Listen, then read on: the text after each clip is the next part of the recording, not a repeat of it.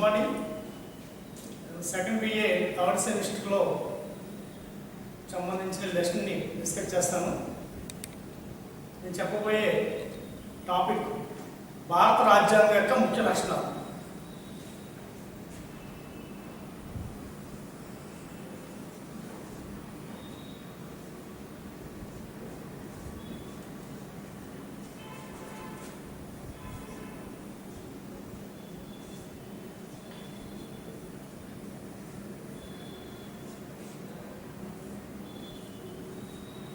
ఈ రాజ్యాంగంలో కొన్ని ప్రధానమైనటువంటి అంశాలను మనం ఒకసారి చూసినట్లయితే అందులో ఫస్ట్ది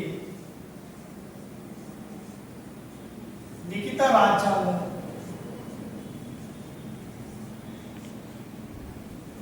రెండో అంశాన్ని కనిపిస్తున్నటువంటి పీఠిక లేదా ప్రవేశిక.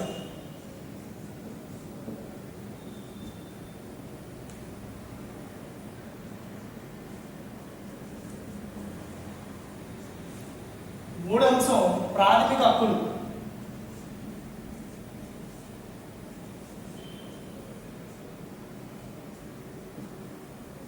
అలాగే నాలుగో అంశం ప్రాథమిక విధులు.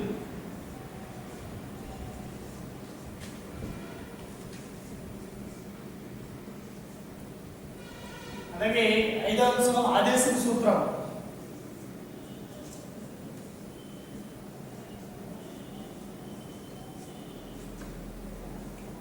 ఆరు ఏకకేంద్ర సమైక్య ప్రభుత్వం.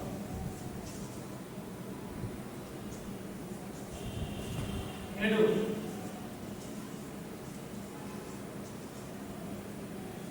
వయోజన ఓటు హక్కు.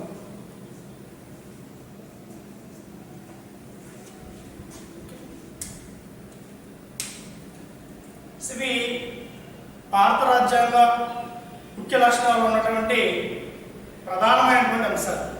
ఇప్పుడు ఈ రాజ్యాంగాన్ని మనం చెప్పబోయే ముందు దీని యొక్క పరిచయం ఏంటనేది ఒకసారి చూద్దాం. ప్రతి దేశానికి ఒక మౌలికమైనటువంటి చట్టం ఉంటుంది. ఆ మౌలికమైనటువంటి చట్టమే రాజ్యాంగం.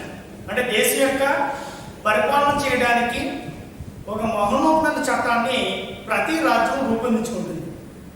అందుకని మన భారతదేశం యొక్క పాలనా వ్యవస్థ దిశానిర్దేశం చేయడానికి కొన్ని నియమ నిబంధనలతో కూడినటువంటి ఒక మౌలికమైనటువంటి రాజ్యాంగాన్ని మన రాజ్యాంగ నిపుణులు మనం తయారు చేయడం జరిగింది. సో అందుకనే దేశ పాలనా వ్యవస్థని నిర్దేశించడానికి నియమ నిబంధనలతో కూడినటువంటి ఒక సముదాయం, ఒక మౌలికమైనటువంటి చట్టము, అదే శాసనం, అదే రాజ్యాంగం. దేశంలో ఉన్నటువంటి చట్టాలన్నీ రాజ్యాంగ శాసనానికి లోబడి ఉంటాయన్నమాట. మరి ఈ యొక్క రాజ్యాంగ నిర్మాణానికి సంబంధించినటువంటి కొన్ని అంశాలు కానీ మనం పరిశీలన చేస్తే ఈ భారత జాతీయ ఉద్యమంలో మనకి 3 దశలు మనకు కొనసాగినాయి. ఏమిటంటే అవి మితవాదులు, అతివాదులు, గాంధీ యుగం. మరి గాంధీ యుగం కంప్లీట్ అయిపోయిన తర్వాత, స్వాతంత్రాన్ని పొందిన తర్వాత మన దేశ పాలనా వ్యవస్థని దిశానిర్దేశం చేయడానికి ఒక రాజ్యాంగ పరిషత్ని ఏర్పాటు చేసి మన రాజ్యాంగాన్ని రూపొందించడం అనేది జరిగింది. మరి ఈ రాజ్యాంగ పరిషత్తు ఎస్టాబ్లిష్ చేసినప్పుడు ఎప్పుడంటే మనకి 1946 డిసెంబర్ 9వ తేదీన ఈ రాజ్యాంగ పరిషత్ అనేది మనకి ఏర్పాటు చేశారు. సో ఈ రాజ్యాంగ పరిషత్తు ఏర్పడిన తర్వాత దీనికి మళ్ళీ ఈ డ్రాఫ్టింగ్ కమిటీని కూడా మనకి భారత రాజ్యాంగ నిపుణులు ఏర్పాటు చేశారు. మన డ్రాఫ్టింగ్ కమిటీ 1947లో డ్రాఫ్టింగ్ కమిటీని మనకి ఏర్పాటు చేశారు. 1947లో డ్రాఫ్టింగ్ కమిటీని మనకి ఏర్పాటు చేశారు. ఈ డ్రాఫ్టింగ్ కమిటీ లేదా ముషాయిదా committee chairman doctor BR Ambedkar, అదేవిధంగా రాజ్యాంగం యొక్క శాశ్వత అధ్యక్షుడి కింద డాక్టర్ బాబు రాజేంద్ర ప్రసాద్, అలాగే ఇదే రాజ్యాంగానికి సలహాదారుడున్న బిఎన్ రావు అనే వ్యక్తి రాజ్యాంగ సలహాదారుడికి వ్యవహరించడం జరిగింది. మరి ఈ రాజ్యాంగాన్ని తయారు చేయడానికి మన సమయం మనం చూసినట్లయితే 2 సంవత్సరాల 11 నెలల 18 రోజులు సుమారుగా రాజ్యాంగ పరిషత్ యొక్క నిర్మాణం చేయడానికి కాలం పట్టింది. మరి ఈ కాలం పట్టిన తర్వాత ఈ రాజ్యాంగ ఆమోదం అనేది కూడా మనం ఒకసారి చూసినట్లయితే 1949 నవంబర్ 26, 1949 నవంబరు 26వ తేదీన రాజ్యాంగ ఆమోదం అనేది మనకు జరిగింది. ఇదే తేదీన మన భారత ప్రభుత్వం ఈరోజు ఈ నవంబర్ 26న భారత మనకి రాజ్యాంగ దినోత్సవం సెలబ్రేట్ చేసుకుంటాం. ప్రభుత్వం అనేది అదే తేదీన మనకు గుర్తించడం జరిగింది. మరి రాజ్యాంగ పరిషత్తులో ఈ పరిచయంలో మనం చూసినట్లయితే ఇందులో చివరి సమావేశం అనేది 1950 అలాగే జనవరి 24వ తేదీన రాజ్యాంగం సంబంధించిన చివరి సమావేశం జరిగింది. మరి 49 నవంబర్ 26న రాజ్యాంగం యొక్క ఆమోదం అయితే మరి చివరి సమావేశం 1950 జనవరి 26 మనకి చివరి సమావేశం జరిగింది. అలాగే ఎప్పుడు రాజ్యాంగం మనకు అమల్లోకి వచ్చింది అని అంటే 1950 జనవరి 26వ తేదీన మనకి రాజ్యాంగం అనేది అమల్లోకి రావడం జరిగింది. సో ఇది రాజ్యాంగం సంబంధించినటువంటి పరిచయం. ఇదే రాజ్యాంగాన్ని మనం డ్రాఫ్టింగ్ చేయడానికి కొన్ని ఆధారాలు ఉన్నాయి. ఏమిటంటే మనకి భారత ప్రభుత్వ చట్టం 1935 నుంచి 75 అంశాలు మన భారత ప్రభుత్వ చట్టం నుంచి తీసుకున్నారు కాన్స్టిట్యూషన్ డ్రాఫ్టింగ్ చేయడానికి రాజ్యాంగ నిపుణులు. మరి దీంతో పాటుగా ఇతర దేశాల యొక్క రాజ్యాంగాలను కూడా మనం పరిశీలన చేశారు. మన రాజ్యాంగాన్ని డ్రాఫ్టింగ్ చేయడానికి ఒక తులనాత్మక పద్ధతిని అనుసరించారు. సుమారుగా 60 దేశాల పైన రాజ్యాంగాన్ని మన రాజ్యాంగ ప్రముఖులు పరిశీలన చేయడం జరిగిందని. అందులో మనం చూసినట్లయితే ఈ కాన్స్టిట్యూషన్ లక్షణాల్లో కొన్ని లక్షణాలు మనం చూసినట్లయితే ఏ దేశం నుంచి ఏ అంశం స్వీకరించారో ఒకసారి తెలుసుకుందాం. అందులో ఒకటి మనకి పార్లమెంటరీ విధానాన్ని చూసినట్లయితే మనకి బ్రిటన్ నుంచి తీసుకున్నారు. అలాగే 2 ప్రాథమిక హక్కులు అయితే మనకి అమెరికా రాజ్యాంగం నుంచి స్వీకరించడం జరిగింది. అలాగే ప్రాథమిక విధులు అయితే రష్యా నుంచి మనకి స్వీకరించడం జరిగింది. అలాగే సమైక్య ప్రభుత్వ వ్యవస్థ మన భారతదేశంలో మనకి ఈ సమాఖ్య ప్రభుత్వ వ్యవస్థ ఉంది, ఇది కెనడా నుంచి తీసుకోవడం జరిగింది. అలాగే రాజ్యాంగాన్ని సవరించే పద్ధతి దక్షిణాఫ్రికా నుంచి తీసుకోవడం జరిగింది. అలాగే సంక్షేమ కార్యక్రమాలు చేపట్టిన ఆదేశ సూత్రాలను మనకి ఐర్లాండ్ రాజ్యాంగం నుంచి స్వీకరించడం జరిగింది. ఇలా చెప్పుకుంటూ వస్తే భారత రాజ్యాంగానికి సంబంధించిన ఆధారాలన్నీ కూడా మన వాళ్ళు ఇతర దేశాల నుంచి స్వీకరించింది. సుమారుగా 60 దేశాల పైన యొక్క రాజ్యాంగాలను మనం చాలా కూలంకషంగా మనకి పరిశీలన జరిగింది రాజ్యాంగ నిపుణులు. సో ఇప్పుడు ఈ రాజ్యాంగ యొక్క లక్షణాలను మనం వెళ్దాం. ఏ లక్షణాలు రాజ్యాంగాలు ఉంటే పరిపాలన సౌలభ్యం మన చక్కగా ఉంటుంది అనే ఉద్దేశంతో ఈ డాక్టర్ బిఆర్ అంబేద్కర్ అలాగే ఇతర ప్రముఖులు అందరూ కలిపి చాలా చక్కగా మనకి ఏం చేశారంటే రాజ్యాంగ యొక్క లక్షణాన్ని రూపకల్పన చేయడం జరిగింది. అందులో ఫస్ట్ది లిఖిత రాజ్యాంగం. లిఖిత రాజ్యాంగం అంటే లిఖిత పూర్వకమైనటువంటి రాజ్యాంగం. చాలా సులభంగాను సరళంగాను ప్రజలకు అందరికీ అర్థమయ్యే విధంగా లిఖిత పూర్వకంగా రాయబడిన రాజ్యాంగాన్ని లిఖిత రాజ్యాంగం. మరి భారత రాజ్యం చూస్తే మనకి ప్రారంభంలో 395 నిబంధనలు అలాగే 8 షెడ్యూళ్ళు 22 భాగాలు అనేవి రాయబడి ఉన్నాయి. తర్వాత ప్రస్తుతం అనేది మనకి 444 నిబంధనలు అలాగే 12 షెడ్యూళ్ళు 24 భాగాలు అనేవి మనకి రాజ్యాంగంలో పొందుపరచడం జరిగింది. లిఖిత రాజ్యాంగంలో మనకి పొందుపరచడం జరిగింది. అలాగే నెక్స్ట్ 2వ అంశం చూస్తే పీఠిక లేదా ప్రవేశిక. ఇది రాజ్యాంగం యొక్క తొలి పేజీ అంటాము. రాజ్యాంగం యొక్క తొలి పేజీ అంటే ఈ రాజ్యాంగానికి సంబంధించిన లక్ష్యాలు సూత్రాలు నియమాలు అన్నీ కూడా పీఠికలో పొందుపరుస్తారు. అందుకని ఈ పీఠికని రూపకల్పన చేసిన వ్యక్తి నెహ్రూ. ఎందుకంటే దేశ పరిపాలన చేసిన ముందు సాంఘిక ఆర్థిక రాజకీయ అంశాలన్నీ ఎలా ఉండాలి అనే అంశాలన్నీ కూడా పీఠికలో పొందుపరుస్తారు. ఇదే పీఠికలో మనకి రాజ్యాంగాన్ని రూపకల్పన చేసినప్పుడు సర్వసత్తాక ప్రజాస్వామ్య గణతంత్ర అనేటువంటి భావాలు మనం ప్రవేశపెట్టారు. తర్వాత 42వ రాజ్యాంగ సవరణ చేసి 1976లో మన వాళ్ళు ఏం చేశారంటే రాజ్యాంగంలో ఈ సర్వసత్తాక సామ్యవాద లౌకిక ప్రజాస్వామ్య గణతంత్ర రాజ్యంగా మనకి వక్రించడం జరిగింది అన్నమాట. అందుకనే ఈ పీఠికలో ఇక్కడ మనకి రాజ్యాంగంలో మనకి ఎలాంటి పీఠికను మనకి ఆమోదించారు 1949 నవంబర్ 26న భారతీయ ప్రజలమైనటువంటి మేము ఈ రాజ్యాంగాన్ని మేము ఆమోదించుకున్నాము, మా కోసం మేము రూపొందించుకున్నాము అనే భావాన్ని మనకి ఇందులో అంటే ఇండియన్ పీపుల్ అంటే ప్రజలు మేము ఆమోదించుకున్న రాజ్యాంగాన్ని. అందుకే రాజ్యాంగానికి సోర్సెస్ ఏంటంటే మన పీపుల్ ప్రజల నుంచి చెప్పుకుంటూ ఉంటాం. సో అందుకే నెక్స్ట్ ఈ రాజ్యాంగంలో ఈ సర్వసత్తాక సామ్యవాద ప్రజాస్వామ్య గణతంత్ర అనే భావాలు మనం ఒకసారి కొంచెం స్మాల్గా ఒకసారి పరిశీలన చేసినట్లయితే ఈ సర్వసత్తాక సావరిన్ అంటే అర్థం ఏంటంటే దేశంలో ఉన్నటువంటి కొన్ని అంశాలు మనం పరిశీలన చేస్తే ఆంతరంగికంగా బాహ్యంగా కానీ రాజ్యాధినేత తనకు ఉన్నటువంటి అధికారాన్ని పూర్తిగా చలాయించడం, అది సావరిన్ పవర్ అన్నమాట, సుప్రీం పవర్, అత్యున్నత అధికారం రాజ్యాధినేత భారతదేశంలో కనుగొంటాడు. అలాగే సామ్యవాదం అంటే దేశంలో సాంఘిక ఆర్థిక వ్యత్యాసం లేకుండా అందరూ సమానంగా అన్ని రంగాల్లో అభివృద్ధిని పొంది ఉండాలి అనేది సోషలిజం సామ్యవాదం అని చెప్తుందండి. అలాగే నెక్స్ట్ లౌకికవాదం అంటే ఏమిటి? లౌకికవాదం అంటే మత ప్రమేయం లేనటువంటి భావాన్ని లౌకిక భావన అంటాం. అంటే దేశంలో అన్ని మతాలు సమానమైన భావాన్ని రాజ్యం మనకి కలిగి ఉండాలి అనే భావం రాజ్యంలో పొందుపరుస్తారు. మత వివక్షత అనేది లేదండి. ప్రతి వ్యక్తి తన అంతరాత్మ ప్రబోధం మేరకు నచ్చిన మతాన్ని స్వీకరించవచ్చు, అది లౌకిక రాజ్యం. మత వ్యత్యాసం లేదు. ఇది మత రాజ్యం కాదు, మతానికి వ్యతిరేకమైనది కాదు, మతానికి అతీతమైనటువంటి రాజ్యం కాదు. అందుకనే సెక్యులరిజం, అందరికీ రాజ్యంలో మత ప్రమేయటువంటి విధానాలు, అంటే ఎవరు కూడా మతానికి వ్యతిరేకంగా చేయడం కానీ లేకపోతే మతాన్ని ప్రత్యేక మతాన్ని అనుసరించడం కానీ రాజ్యపాలకులు కూడా మనం చేయకూడదు. అందుకని భారతదేశంలో కూడా లౌకిక భావానికి అత్యంత ప్రాధాన్యత ఇవ్వడం జరిగింది. అలాగే నెక్స్ట్ ప్రజాస్వామ్యం. ఎందుకంటే ప్రజాస్వామ్యం అనేది ప్రజల చేత ఎన్నుకోవడానికి వ్యవస్థ ప్రజాస్వామ్యం కాబట్టి ఇది స్వేచ్ఛని సమానత్వాన్ని రాజ్యంలో అందరూ కూడా సమానంగా అనుభవించాలంటే ప్రజాస్వామ్యం ఉన్నతమైనది. అందుకని ప్రజాస్వామ్య భావన కూడా మనకి రాజ్యాంగంలో పీఠికలో ప్రవేశపెట్టడం జరిగింది. నెక్స్ట్ అదేవిధంగా చివరిగా గణతంత్ర, అంటే భారతదేశం అనేది ఇక్కడ వంశపారంపర్య పాలన కొనసాగు. ఎందుకంటే ఖచ్చితంగా రాజ్యాధినేత ఎన్నుకోవాలంటే ప్రజల ద్వారా ఎన్నుకోతాడు. అది అటువంటి వంశపారంపర్య వ్యవస్థని మన భారతదేశంలో ప్రవేశపెట్టకుండా దేశంలో అత్యున్నత పదవి అయినటువంటి రాష్ట్రపతి పదవి ఖచ్చితంగా ఏ వంశానికి చెందకూడదు, అది సేమల్ని ప్రజల చేత ఎన్నుకోబడాలి. అందుకని భారత వ్యవస్థలో ఈ గణతంత్ర విధానం అనేది రాజ్యాధినేత ప్రజల చేత ఎన్నికబడదు తప్ప వంశపారంపర్యంగా ఎన్నిక కాదు. అందుకే రిపబ్లిక్ అనే భావన మనకి భారత రాజ్యాంగంలో ఫ్రాన్స్ యొక్క దేశం నుంచి మనకి స్వీకరించడం జరిగింది. సో ఈ అంశాలన్నీ ఎందుకు ప్రవేశపెట్టారంటే పీఠిక లేదా ప్రవేశిక, అంటే సర్వసత్తాక, సామ్యవాద, లౌకిక, ప్రజాస్వామ్య, గణతంత్ర భావాలనేవి మనకి ఎందులో ప్రవేశపెట్టారండి? పీఠిక లేదా ప్రవేశికలో మనకి పెట్టడం జరిగింది.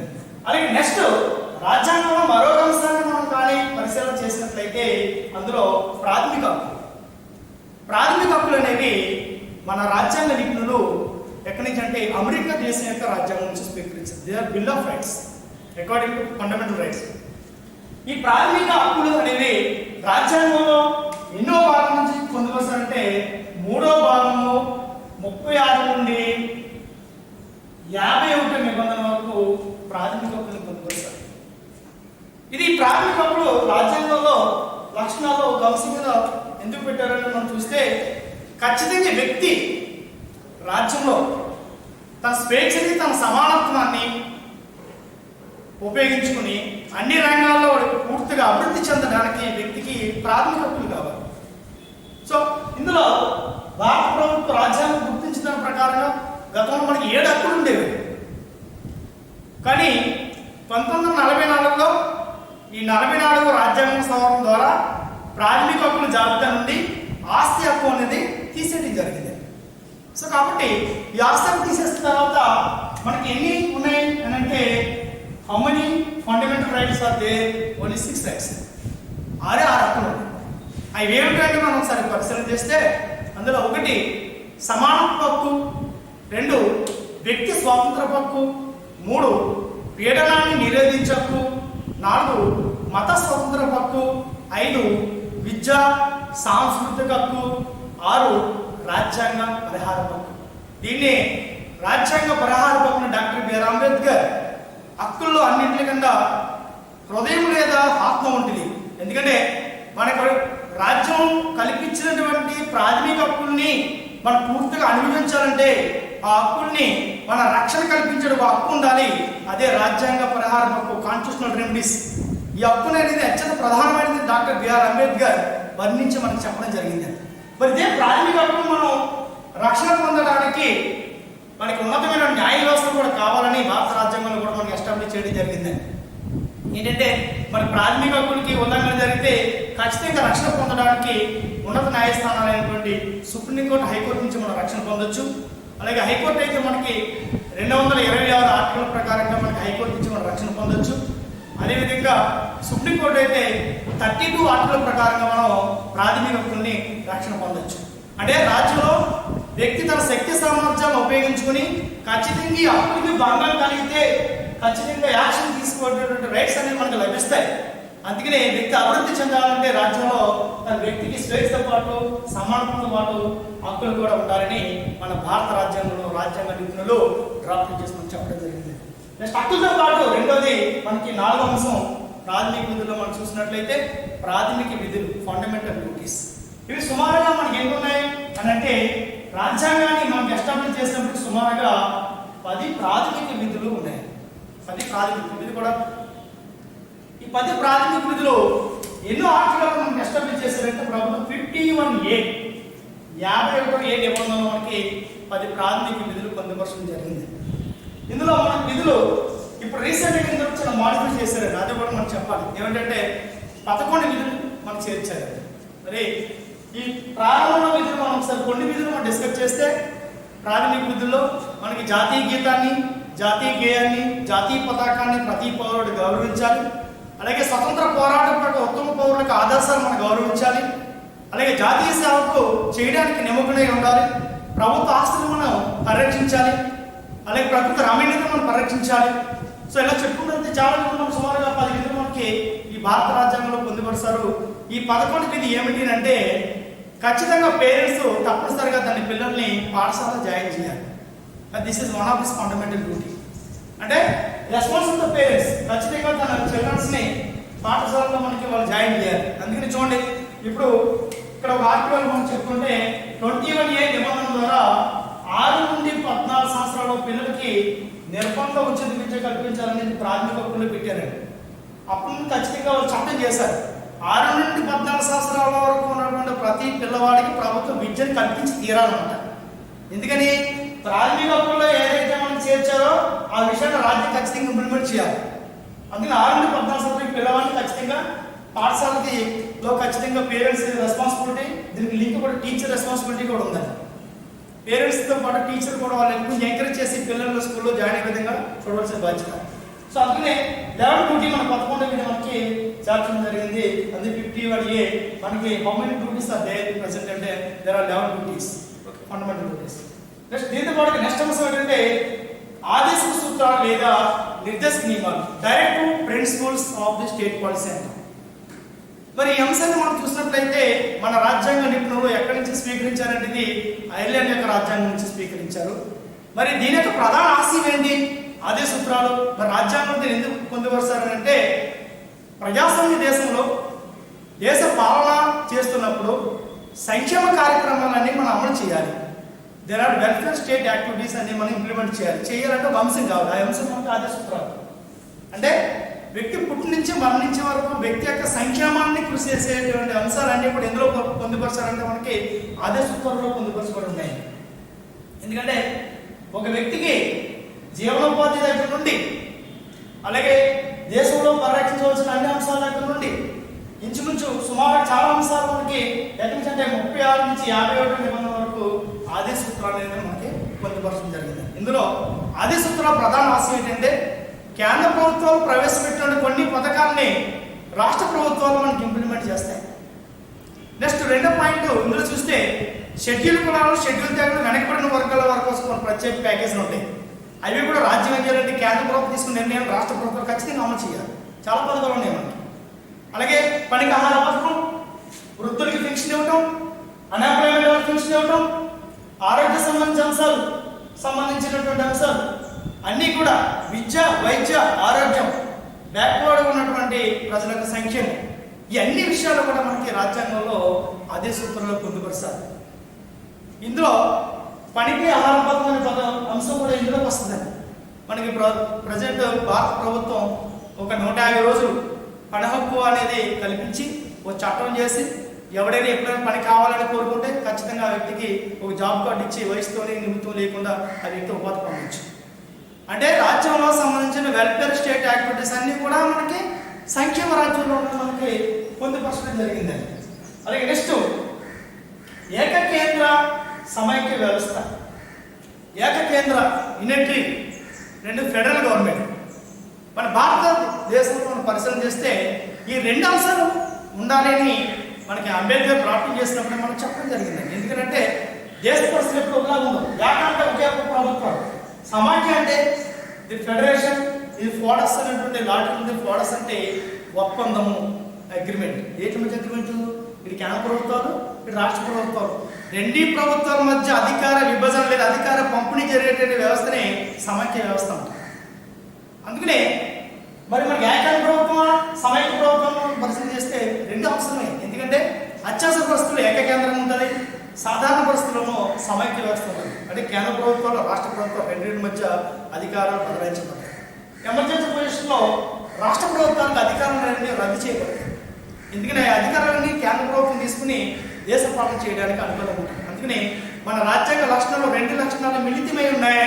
అదేమిటంటే అవి ఏకకేంద్ర అండ్ సమైక్య ప్రభుత్వం యొక్క లక్షణాలు రెండు మిళితమై ఉన్నాయి. ఎందుకంటే ఇక్కడ మాత్రం ఈ ఏకైక ప్రభుత్వం దేశంలో అమలు చేస్తున్నప్పుడు వ్యక్తికి ఉన్నటువంటి ప్రాథమిక హక్కుల్లో మనకి రెండు ఆర్టికల్స్ మనకి రద్దు చేయకూడదు. ఎందుకంటే 20, 21. ఎందుకంటే వ్యక్తి జీవించకు, ప్రాణరక్షణ ఎటువంటి పరిస్థితులు మనకి రద్దు చేయకూడదు అంటాం. నెక్స్ట్ అంశం చూస్తే వయోజన ఓటు హక్కు. వయోజన ఓటు హక్కు ఇది భారత ప్రభుత్వం వయోజన ఓటు హక్కు మనం చూసినట్లయితే 21 సంవత్సరాలు నిండినటువంటి ప్రతి పౌరుడికి ఓటు అనేది ఉండాలి అనేది మనం చెప్పడం జరిగింది. అంటే ఇక్కడ కులము, మతము, ప్రాంతము, స్త్రీ పురుష లింగ వివక్షత అనేది ఏమీ లేకుండా 21 సంవత్సరాలు నిండిన ప్రతి పౌరుడికి ఓటు హక్కు అనేది ఇక్కడ కల్పించబడదు. కానీ ఈ ఓటు హక్కు భారత ప్రభుత్వం ఏం చేస్తుందంటే ఇంకా ఎక్కువ మంది ఇందులో ఇన్వాల్వ్ అవ్వాలి కాబట్టి వయసుని మనం మాడిఫై చేయడం జరిగింది. వయసుని మాడిఫై చేశాం. ఎప్పుడంటే 1988లో 61వ రాజ్యాంగ సవరణ చట్టం చేసి ఈ యొక్క ఓటు హక్కుని మనకి సవరించడం జరిగింది. అంటే 18 సంవత్సరాలు నిండిన వాళ్ళందరూ కూడా వయసు లేదు. సో కాబట్టి ఈ 18 సంవత్సరాలు నిండినటువంటి వ్యక్తులందరూ కూడా వయసులు కాబట్టి ఎక్కడ కులము కానీ, మతము కానీ, ప్రాంతీయ కానీ అనే అంశాలు లేకుండా ప్రతి పౌరుడికి ఓటు హక్కు కల్పించాలనే ఉద్దేశంతో ఈ వయోజన ఓటు హక్కు అనేది సార్వజనీన వయోజన ఓటు హక్కు అనేది మనకి ఎస్టాబ్లిష్ చేయడం జరిగింది. నెక్స్ట్ అదేవిధంగా భారత ప్రభుత్వం ఈ ఓటు హక్కుని బాగా ప్రజల అవేర్నెస్ తీసుకెళ్లాలనే ఉద్దేశంతో ఇది ప్రజాస్వామ్యంలో నిష్పక్షపాతంగా పౌరుడు ఓటు వేసి ప్రభుత్వాన్ని ఎన్నిక చేయాలి కాబట్టి ఖచ్చితంగా ఏం చేయాలంటే ఈ ఓటుని ప్రజల్లోకి తీసుకెళ్ళాలి అనే ఉద్దేశంతో ఈ భారత ప్రభుత్వం ఈ విద్యాలయాల్లోనూ స్కూల్ లెవెల్లో కూడా ఒక ఓటర్ సంస్థను ప్లెడ్జ్ పెట్టి ఓటర్స్ డే అంటే మనకి జనవరి 26వ తేదీన ఈ వయోజన ఓటర్ జాతీయ ఓటర్ల దినోత్సవం అనేది మనకి భారత ప్రభుత్వం ఏర్పాటు చేయడం అనేది జరిగింది. సో అప్పటి నుండి ఈ ప్రజల్లో ఏదైనా విద్యార్థి దశ నుంచి కూడా ఓటు యొక్క ఎన్రోల్మెంట్ కార్యక్రమాన్ని భారత ప్రభుత్వం ప్రవేశపెడుతుంది. అదే సమర్థవంతమైనటువంటి ప్రజాస్వామ్య వ్యవస్థని ఏర్పాటు చేయడానికి, బలోపేతం చేయడానికి ఓటు అనేది ప్రతి పౌరుడు రిజిస్ట్రేషన్ చేయించుకుని ఎన్నికల్లో నిష్పక్షపాతమైనటువంటి రాజ్యాంగాన్ని ఎన్నుకోవడానికి అవకాశం ఉంటుందనే ఉద్దేశంతో ఈ సార్వజనీన వయోజన ఓటు విధానాన్ని కూడా మనకి ఈ భారత ప్రభుత్వం ఏర్పాటు చేయడం జరిగింది. ఇది 61వ రాజ్యాంగ సవరణ చేసి వయసుని 21 సంవత్సరాల వయసుని మనకి 18 సంవత్సరాలుగా మనకి కన్వర్ట్ చేయడం అనేది మార్చడం అనేది మనకి జరిగిందండి. అలాగే నెక్స్ట్ భారత రాజ్యాంగంలో మరొక లక్షణం మనం చూసినట్లయితే స్వతంత్ర ప్రతిపత్తి కలిగినటువంటి ఉన్నత న్యాయస్థానం. ఈ యొక్క న్యాయస్థానం మన భారత రాజ్యాంగ నిపుణులు డ్రాఫ్టింగ్ చేసినప్పుడు ఇది అమెరికా దేశం యొక్క రాజ్యాంగం నుంచి కూడా మనకి ఈ సుప్రీంకోర్టు నిర్మాణం అనేది మనము స్ట్రక్చర్ అనేది తీసుకోవడం జరిగిందండి.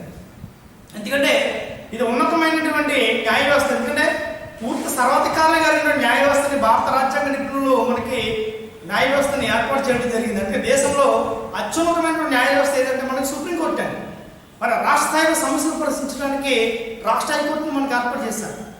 మరి సుప్రీంకోర్టు ఎస్టాబ్లిష్ చేసిన తర్వాత దేశంలో ఒక కేంద్ర ప్రభుత్వం, ఇటు రాష్ట్ర ప్రభుత్వాలు, అలాగే ఒక రాష్ట్రం మధ్య ఏర్పడిన వివాదాలు, అలాగే రాష్ట్ర సరిహద్దుల మధ్య ఏర్పడిన వివాదాలు, ఈ కేంద్ర రాష్ట్ర ప్రభుత్వం వచ్చిన సమస్యల్ని అన్ని కూలంకషంగా మనం పరిశీలించడానికి ఈ సుప్రీంకోర్టు వ్యవస్థను మనకి ఏర్పాటు చేయడం జరిగింది. సుప్రీంకోర్టు మన ప్రాథమిక అధికారాలు, తిరిగిలేనటువంటి అధికారాలు, అలాగే మనకి అప్పీల్ విచారణ అధికారము, అలాగే న్యాయ సమీక్ష అధికారము, కోర్ట్ ఆఫ్ రికార్డ్, ఇవన్నీ కూడా న్యాయ వ్యవస్థ తిరిగిలేనటువంటి అధికారాలు మనకి కలిగి ఉందని మనం చెప్పొచ్చు. అలాగే రాష్ట్ర హైకోర్టు, ఈ రెండు కూడా దేశంలో వ్యక్తుల యొక్క ప్రాథమిక హక్కుల్ని పరిరక్షించడానికి, ఉన్నతమైన అంశాలు కూడా కాపాడడానికి ఈ యొక్క ఉన్నతమైన న్యాయ వ్యవస్థని మనకి భారత రాజ్యాంగ నిపుణులు మనకి ఎస్టాబ్లిష్ చేయడం అనేది మనకి జరిగింది. అందుకనే భారత ప్రభుత్వం తిరిగిలేనటువంటి అత్యున్నతమైనటువంటి న్యాయ వ్యవస్థను మనకి భారత రాజ్యాంగ నిపుణులు మనకి ఏర్పాటు చేయడం జరిగింది అనమాట. అలాగే నెక్స్ట్ ఇందులో మరొక అంశం మనం చూసినట్లయితే మనకి స్వతంత్ర ప్రతిపత్తి కలిగినటువంటి కొన్ని సంస్థలని మనకి అంటే రాజ్యాంగబద్ధమైన సంస్థలు మనకి ఏర్పాటు చేయడం జరిగింది. అందులో ఆర్థిక సంఘము, ఎన్నికల కమిషను, అలాగే యూపీఎస్సి అంటే యూపీఎస్సి అంటే యూనియన్ పబ్లిక్ సర్వీస్ కమిషన్, అలాగే స్టేట్ పబ్లిక్ సర్వీస్ కమిషన్, అలాగే control and auditor general. So ఇవన్నీ ఈ రాజ్యాంగంలో స్వతంత్ర బద్ధ కలిగినటువంటి కొన్ని సంస్థలను మనకి ఎస్టాబ్లిష్ చేయడం అనేది మనకి జరిగిందనమాట. ఇందులో చూసినట్లయితే ఈ భారత రాజ్యాంగంలో రాజ్యాంగబద్ధమైన సంస్థలు మనం పరిశీలన చేసినట్లయితే ఆర్థిక సంఘం ఉంది. ఆర్థిక సంఘం మనం ఎన్నో ఆర్థికం తెలియజేస్తుందంటే 280 నిబంధన ఆర్థిక సంఘం కోసం మనకు తెలియజేస్తుంది. ఎందుకంటే దేశంలో ప్రతి యాన్యువల్ ఇయర్కి సంబంధించిన కొన్ని అంశాలు ఆర్థిక సంఘాన్ని భారత రాష్ట్రపతి ఏర్పాటు చేస్తాడు. ఇది 5 సంవత్సరాలకు కాలపద్ధతి ప్రకారం మనకి ఈ ఆర్థిక సంఘాన్ని అనేది మనకి ఎస్టాబ్లిష్ చేయడం జరుగుతుంది. నెక్స్ట్ అదేవిధంగా ఎన్నికల సంఘం, ఇది స్వతంత్ర ప్రతిపత్తి కలిగినటువంటి సంస్థ. ఎందుకంటే ప్రజాస్వామ్య వ్యవస్థ నిష్పక్షపాతంగా నిబద్ధతో ఇది పనిచేయాలంటే కొన్ని రాజ్యాంగబద్ధమైన అధికారులతో కూడిన ఎన్నికల వ్యవస్థ అనేది మనకు ఉండాలి.